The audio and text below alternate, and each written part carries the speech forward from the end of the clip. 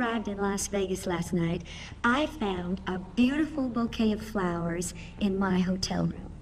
And a note from George Burns that said, "Dear Connie, please." Connie Stevens is darker than anyone imagined. At 86, she's finally exposing it all, the murders she witnessed as a child, the violent marriage she kept hidden, and the addiction that nearly killed her. Even more shocking, the powerful enemies who tried to silence her, the millions they stole, and the unexpected hero who saved her when everyone else had given up. Connie Stevens was born Conetta Rosalie and Angolia on August 8, 1938 in Brooklyn, New York. Her father was a jazz musician who performed under the name Teddy Stevens.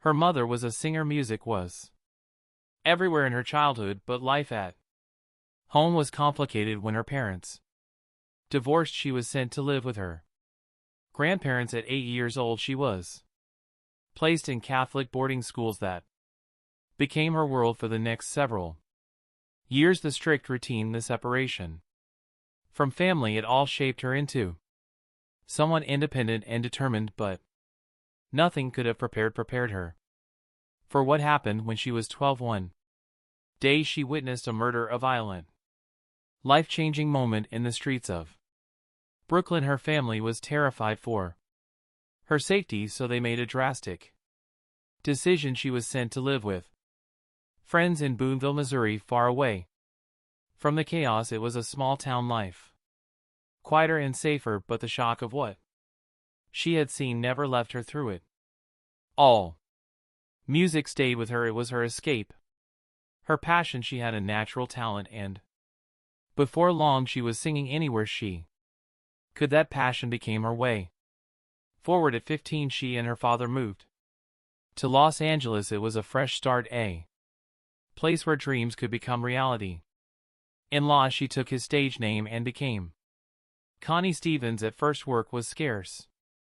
She picked up small roles in movies, anything to get her foot in the door. At the same time she chased her music dreams, she joined a vocal quartet called The Foremost, singing alongside 3 young men. The group didn't last long, but the male members later became famous as the Letterman. Connie kept going. She joined another group, the Three Debs, replacing their alto singer at just 16. Performing with an all-girl group gave her more experience, more confidence, but she wasn't only a singer. She wanted to be in the movies, and she wasn't going to stop until she got there. Connie Stevens took her first steps into Hollywood in 1957 with 2 films, Young and Dangerous and 18 and Anxious. These early roles weren't groundbreaking, but they put her on the map as a young actress with potential. Young and Dangerous was a low-budget teen movie that followed a gang of rebellious youth caught up in the thrill of fast cars and trouble. Mark Damon played the lead, while Stevens had a smaller role as Candy. It wasn't a star-making part, but it gave her experience in front of the camera at a time when teen rebellion films were a major trend. That same year she appeared in 18 and Anxious, a drama that tackled the realities of teenage pregnancy. Her role in this film wasn't as well documented, but it was another step in her early career. That December, Stevens signed a 7-year contract with Paramount Pictures, starting at $600 a week, with planned increases that would take her to $1,500 per week. It was a big deal for a newcomer, offering financial stability and the chance to land bigger roles, but Paramount have eventually dropped her, forcing her to look for opportunities elsewhere instead of slowing her down. It pushed her toward the breakthrough moment that would define her career. In 1958, Stevens landed a major role in Rabbi Baby, a musical comedy starring Jerry Lewis. The film, a loose remake of The Miracle of Morgan's Creek, gave her a chance to show off both her acting skills and on-screen charm. Jerry Lewis had noticed her in Drag Strip Riot, another teen movie from that year, and was impressed enough to bring her into his film. This decision changed everything for Stevens. The success of Rock Bay Baby didn't just boost her acting career, it also opened doors in music. That same year she released her debut album Connie, featuring songs like Blame It on My Youth and Looking for a Boy. It wasn't a chart-topic release, but it introduced her as more than just an actress Hollywood loved multi-talented stars, and Stevens was proving she could hold her own in both film and music. Television soon became another key part of her rise to fame. She made guest appearances on hit shows like 77 Sunset Strip and Maverick, quickly becoming a familiar face to TV.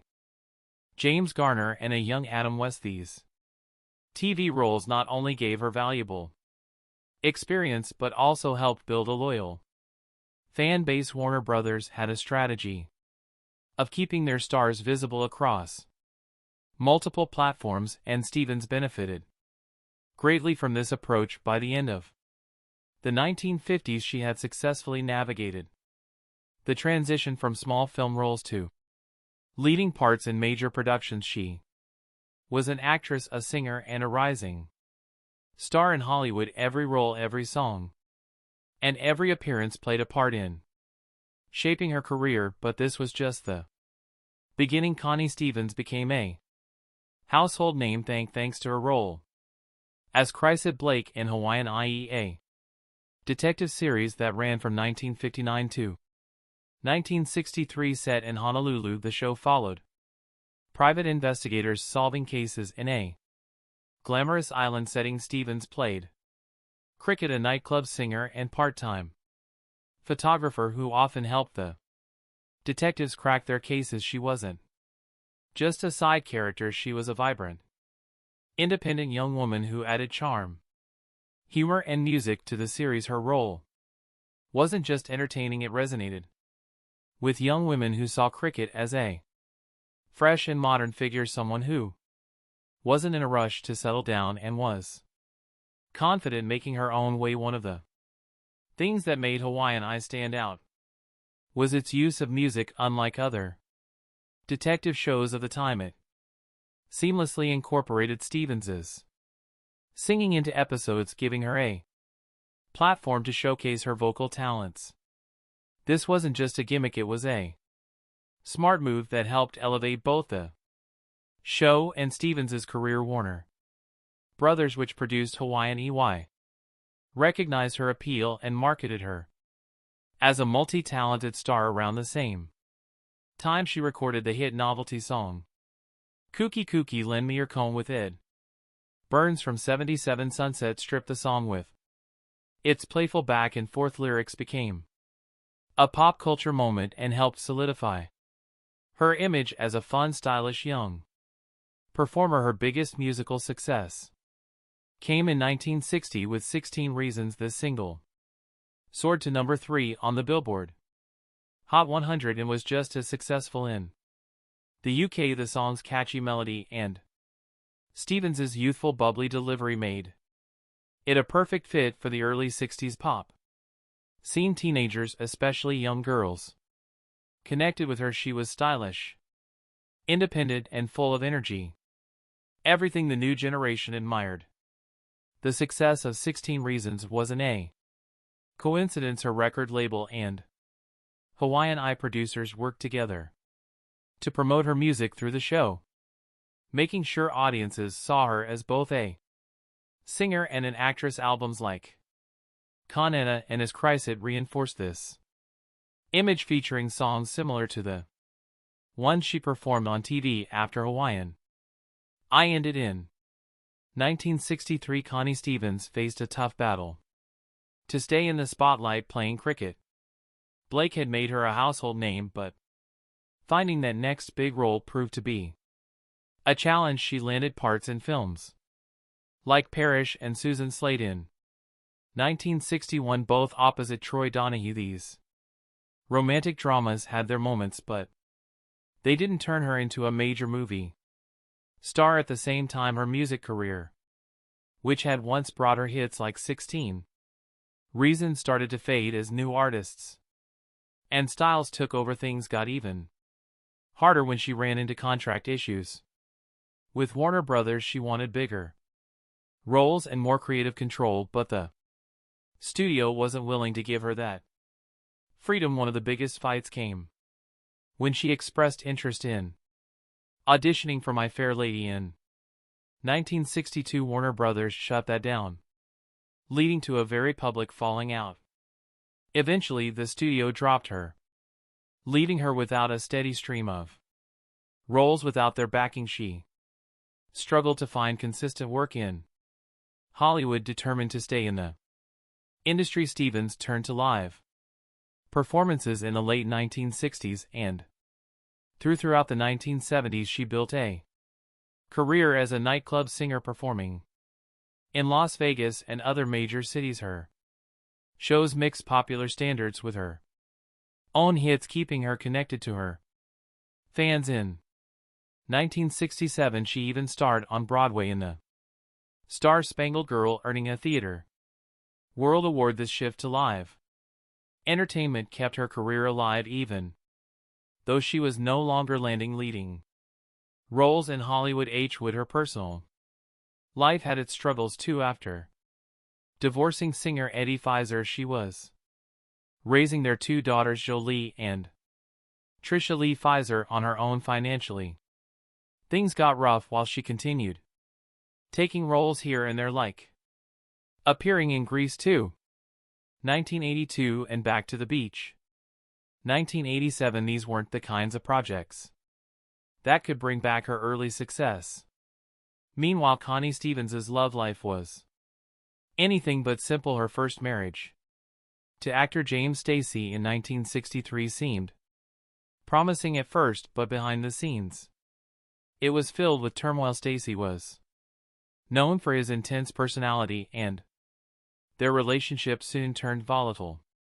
Though details were scarce at the time, it later became known that their 1973, when he was involved in a horrific motorcycle accident that cost him his left arm and leg. His girlfriend at the time lost her life. Despite this, he staged an incredible comeback, earning Emmy nominations for his performances. But his personal struggles never fully subsided. He was briefly married to actress Kim Darby, and they had a daughter, Heather Elias Stevens. On the other hand, moved forward her career as an actress and singer continued. In just a year after her divorce, she married singer Eddie Pfizer. Their relationship made headlines for all the wrong reasons. Pfizer was still legally married to Elizabeth Taylor when he and Stevens got involved, and by the time his divorce was finalized, Stevens was already pregnant with their first child, Jolie Pfizer. The marriage itself was far from stable. Both struggled with personal demons, including addiction, which only made things worse. Their second daughter, Trisha Lee Pfizer, was born in 1968, but by the following year the marriage had collapsed. They divorced in 1969, leading Stevens to raise their daughters on her own. Fisher's career was already in decline by this point. Once a popular singer, he was now more famous for his string of failed marriages than for his music. His time with Stevens was just another chapter in a long history of personal and professional turmoil for Stevens, though life after divorce was all about her children. Raising Jolie and Trisha Lee Pfizer as a single mother was no easy task, especially in Hollywood. Money was tight, and balancing a career with motherhood was a constant challenge, but she was determined to give her daughters a stable life. Unlike her own past filled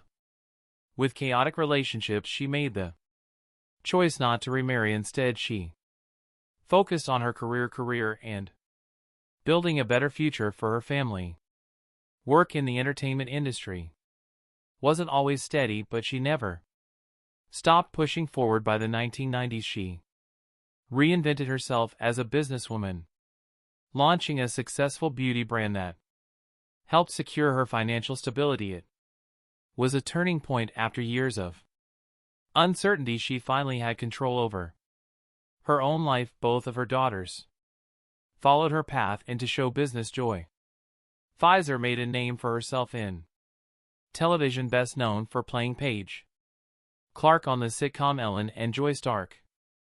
Until death, Trisha Lee Fisher started young, performing in her mother's Las Vegas shows before making her film debut in Stick. She later appeared in Pretty Smart, Hollywood Chaos, and Chew 2 Bud the Chud. She even pursued music, releasing an album in 1990. Throughout their careers, Jolie and Trisha have often spoken about their mother's influence. Stevens' own struggles in the industry gave them a roadmap, one filled with lessons about resilience, reinvention, and never letting circumstances define you. Their family remained close, performing together on occasion and supporting each other through the unpredictable ups and downs of Hollywood. Connie Stevens built a career in entertainment, but when opportunities in acting and music started to slow down, she found a new way forward. In 1989, she launched her skincare line Forever Spring, a decision that reshaped her career and financial future. Many believe the brand started in the 1990s, but it actually debuted a year earlier. This wasn't just a side project, it was a full commit to entrepreneurship, and she made sure it succeeded. Forever Spring entered the market through the home shopping network HSN, where Stevens personally promoted her products on air. This was a strategic move. By appearing herself, she used her celebrity appeal to connect with customers and establish trust. HSN believed in the brand enough to invest $1 million in products, but there was a catch. Stevens had to cover her own expenses until the inventory sold out. It was a gamble, but it paid off. The products, which included collagen and Jin-Ong face creams, quickly became popular. Customers praised their quality, and the brand's success exceeded expectations. Financially, this business came at the perfect time as acting roles became scarce. Stevens needed a steady income to support her family. She has spoken about how she started Forever Spring partly to secure her daughter's education. The venture turned out to be more than just a way to make ends meet. It became a multi-million-dollar business. Her former manager, Nordenstein, later claimed in a lawsuit that he was owed a share of the profits, while Stevens denied this. The lawsuit highlighted just how much money the brand was generating. Real estate was another area where she made smart financial moves. In 2016, she sold her Homey Hills mansion for $17 million, proving that her business sense extended beyond skincare. Over time, her combined success in entertainment business and real estate brought her net worth to an estimated $20 and thrive outside of show business. Beyond business, Stevens dedicated time to philanthropy. She founded the Wind Feather Project, a scholarship program for Native American students, showing her commitment to education and cultural preservation. She also supported cancer-related charities and participated in USO tours, entertaining troops in Southeast Asia and the Persian Gulf. Alongside Bob Hope, these efforts added another layer to her legacy, one built not just on financial success but on giving back. In the late 1970s and early 1980s, Connie Stevens kept busy with a steady stream of roles across film and television. She starred in Love, Savage Fury in 1979, then appeared in TV movies like Murder Can Hurt You and Scruples. In 1980, she was also part of Aloha Paradise and Sideshow in 1981, followed by Harry's Battles that Same year in 1982 she landed a role in Grease 2, a sequel that never reached the heights of the original but still added to her growing resume. Television kept her in the spotlight as well. She made guest appearances on popular shows like Fantasy Island, The Love Boat, and Hotel. Audiences also saw her in Detective in The House Murder She Wrote and Tales from the Dark Side. These weren't leading roles, but they kept her working. By the mid to late 80s she was still pushing forward. She had supporting roles in Rowdies, 1986, Back to the Beach, 1987, Tapeheads, 1988, and Bring Me the Head of Dolby Gillis, 1988. Around the same time she was a frequent guest on Bob Hope's USO specials, including his Christmas show from the Persian Gulf in 1988. While Hollywood wasn't offering her the breakthrough role she wanted, she was still part of the industry's fabric. Connie Stevens took on an ambitious challenge when she stepped behind the camera for the first time in 2009. At the age of 70, she made her directorial debut with Saving Grace B. Jones, a film she also wrote and produced. It was a bold move, making her one of the oldest female directors to debut with a feature film.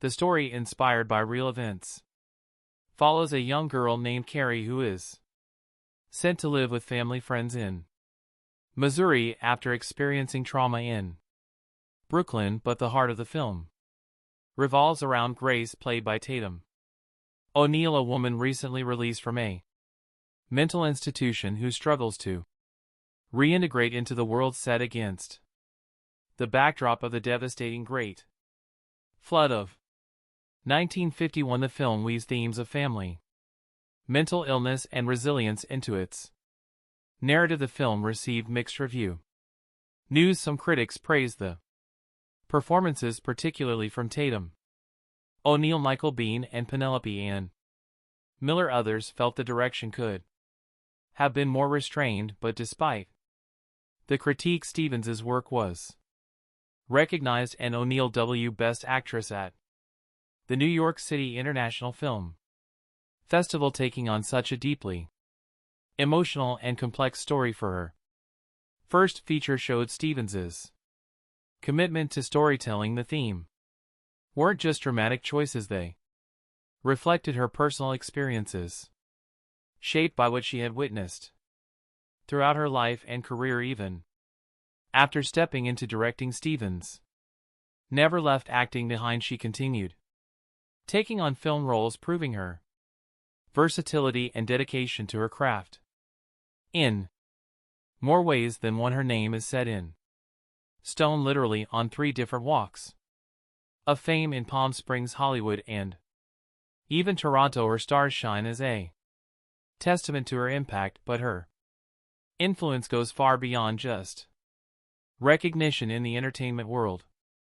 In 2005, she took on a leadership role within the Screen Actor Guild when James Cromwell stepped down as secretary treasurer. She stepped up. It was the second highest elected position in the union, a serious responsibility, but she embraced it. Then in 2013, her dedication was honored in a completely different way. For over 40 years, she had been a constant presence with the USO, supporting American troops wherever they were stationed. The National Society of the Daughters of the American Revolution recognized her commitment and awarded her the Founders Medal for Patriotism. Mary Ann Wright, the organization's President General, presented the honor herself. However, back in 1988, Stevens spoke candidly about her career. She wasn't where she wanted to be,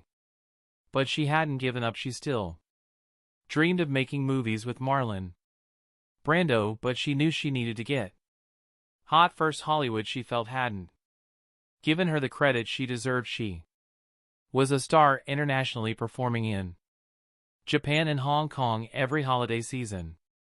She wasn't a household name because of a hit TV show, a blockbuster film, or a chart-topping record, but she had created something. Lasting fans still adored Cricket, the character she brought to life years earlier. She saw herself as more than just an actress. She was a brand, employing 17 people to manage her business. But even with all of that, Hollywood still didn't seem to take her seriously. She watched other actresses land production deals after starring in shows like Dynasty or Falcon Crest, while she struggled to get the same